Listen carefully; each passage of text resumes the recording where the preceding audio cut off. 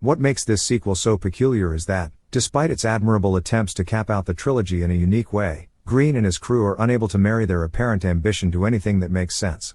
Halloween Ends is hardly a Halloween movie, much like the critique of the infamously divided Halloween 3, Season of the Witch, and some of the structure is purposefully a tribute to that departure from the Michael Myers template. It introduces a new antagonist and spends far too much time on a poorly developed young love story instead of concluding what was started in the previous movie, but it always comes back to Laurie Strode, Jamie Lee Curtis, even though the convoluted path these movies took to get there robbed the final showdown of any sense of urgency. It also doesn't help that everyone is aware that the film's title is a fabrication. In the future, there will be another Halloween film, which will make this unusual digression in the background of a horror legend even stranger. Although it doesn't seem as interesting, Halloween pauses. Halloween Ends debuts in 2019 with a new character named Corey Cunningham rather than picking up where the previous movie left off, which was a dumb choice that still irritates me because it killed out Judy Greer's Karen Nelson, the downright bad Rohan Campbell, poorly directed to a dull performance. He is watching a young child in Haddonfield who is a little shaken by all the murders going on in the neighborhood. When the youngster tries to pull a practical joke on Corey, it leads to an accident that kills the impolite child, making Corey a social outcast. After 3 years, Laurie is still writing her autobiography, giving way too much narration about the nature of evil and other such things, while residing with her granddaughter Allison, Andi Matichak.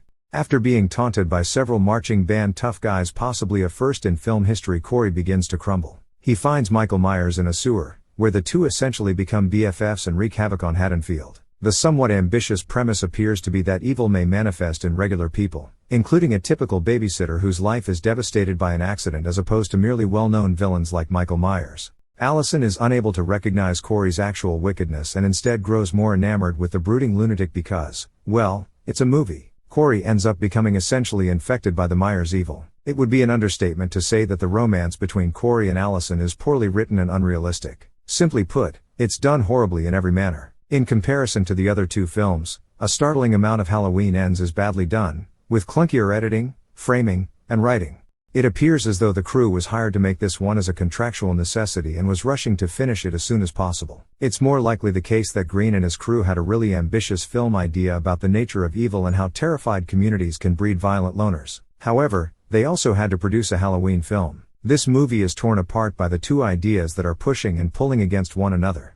What initially seems promising turns out to be stupid, as Green is unable of even pulling off a quality kill, eliminating some victims in this scene with startlingly forgettable monotony. Only a DJ experiences a memorable death, and we are aware that everything is building up to Laurie vs. Michael, which had so much potential in 2018 but has lost all of its influence. Thank you for watching. Don't forget to like, comment, and subscribe if you enjoy the content.